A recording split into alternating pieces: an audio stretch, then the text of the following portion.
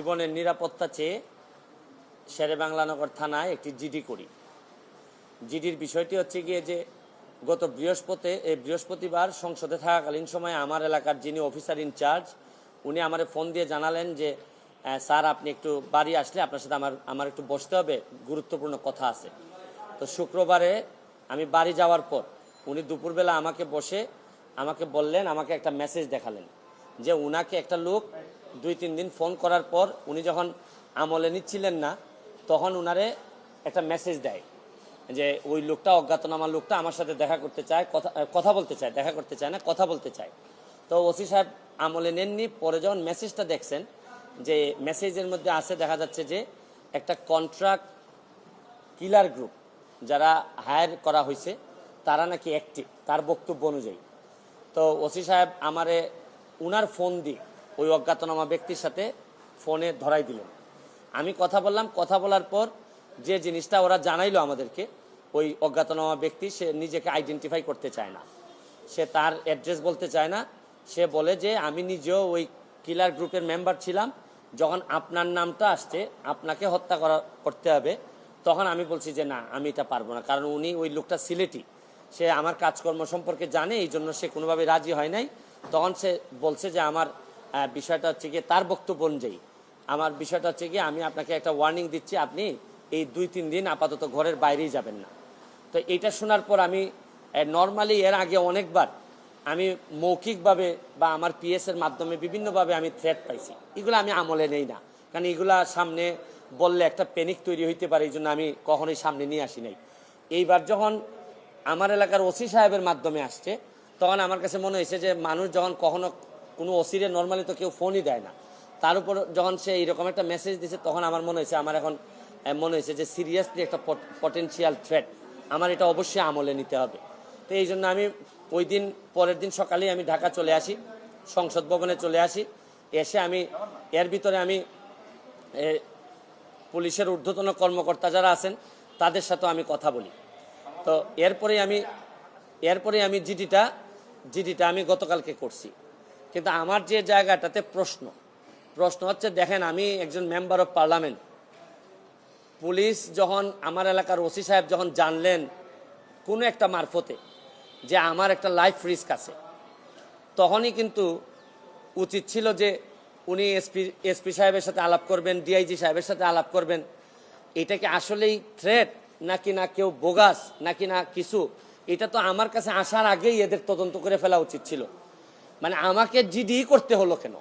প্রশ্নটা হচ্ছে গিয়ে যে আমার থ্রেটটা তো আমি জানি না, জানছে প্রথমে ওসি সাহেবের পরে এটা এসপি ডিআইজি ওনাদের কাছে যাবে। আমি জানার আগেই ওনারা আমাকে প্রোটেকশন দিবেন, আমাকে পরে জানাবেন যে এই থ্রেটটা যেটা ছিল এটা রিয়েল অথবা ফেক। ওনারা আমাকে বলছেন, ওসি সাহেবের যতটুকু ব্রেইনে ধরছে উনি ধরছেন, আমাকে বলছেন, আমাকে জিডি করতে হয়েছে। আর আমার নিরাপত্তা তো এখন আমার নিজেরই দিতে হইতেছে। এখন রাষ্ট্রযন্ত্র, আমি এটা বুঝলাম না যে এই রাষ্ট্রযন্ত্র আসলে কি আদৌ আমার বাঁচাই রাখতে চায় কিনা। কারণ হচ্ছে কি, আমি যাকে জিডি করতেছি পুলিশ ডিপার্টমেন্ট, সেই তো আগে জানছে আমার আগে, সেই তো আমারে বলার দরকার ছিল যে সে ব্যক্তি আইডেন্টিফাই করা যায় নাই। পুলিশ মারফত কখনো শুনলাম যে ওনারা নাকি ট্রেকিং করে, কখনো বলছেন যে পাহাড়তলি চট্টগ্রামের, তারপরে কখনো বলতেছেন তার বাড়ি এই বড়লেখা বা সিলেটের কোন জায়গায় যেন। তা আমার বিষয়টা হচ্ছে গিয়ে যে দেখেন, এই দেশে বঙ্গবন্ধু মারা গেছেন, তার পরিবার সবাই মারা গেছে, আমার হবিগঞ্জের শাহ এম এস কিবরিয়া সাহেব মারা গেছেন, আমরা তো কোনো প্রোটেকশনই দিতে পারি নাই। আর আমার বিষয়টা এরকম হয়েছে যে এই পুলিশের ভূমিকা দেখে মনে হইতেছে যে পুলিশ মনে হইতেছে যে একটা অপমৃত্যু রেকর্ড করার জন্য বসে আছে, যে আচ্ছা একটা মৃত্যু হয়েছে, নাইলে এই পর্যায়ে যাবে কেন, আমি কি করতেছি না করতেছি সব পুলিশ এবং এনফোর্সমেন্ট এজেন্সির নখদর্পণে থাকবে।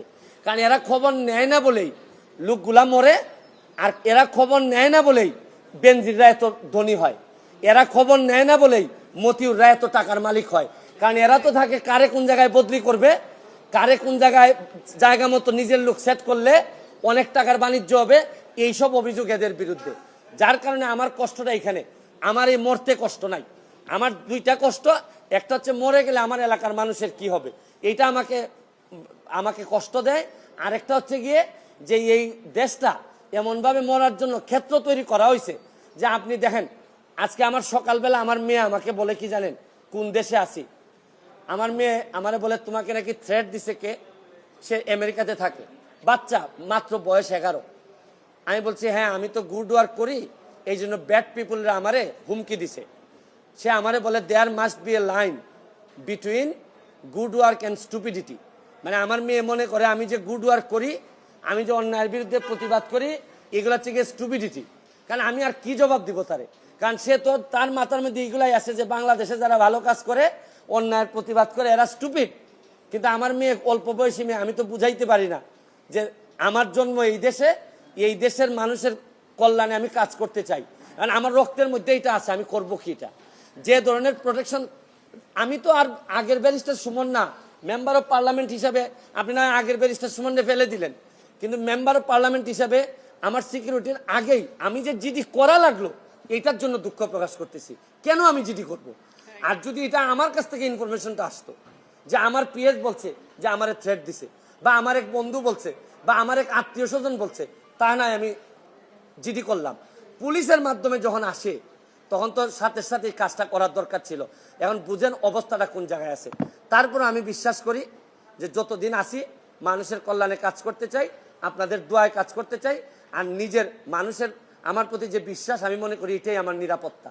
আর এখন বাকিটা এনফোর্সমেন্ট এজেন্সি আছে, তারা যদি আমি কথা বলছি আইজিপি মহোদয়ের সাথে, উনি অত্যন্ত ভালোভাবে আমাকে আনসার দিয়েছেন, বলছেন যে এটা তো আগেই ওদের এই কি করার কথা।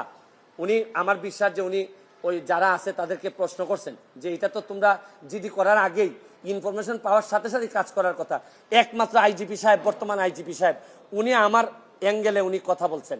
আর বাকি যারা আছে সবাই মনে হইতেছে যে সাক্ষী দেওয়ার জন্য বসে আছে, আমি কখন মরবো, মরলে পরে সাক্ষী দিবে। আমার এলাকাটা কিভাবে চলছে বুঝেন না আপনারা, যে কারে কোন জায়গায় সেট আপ করবে, এইভাবেই চলছে।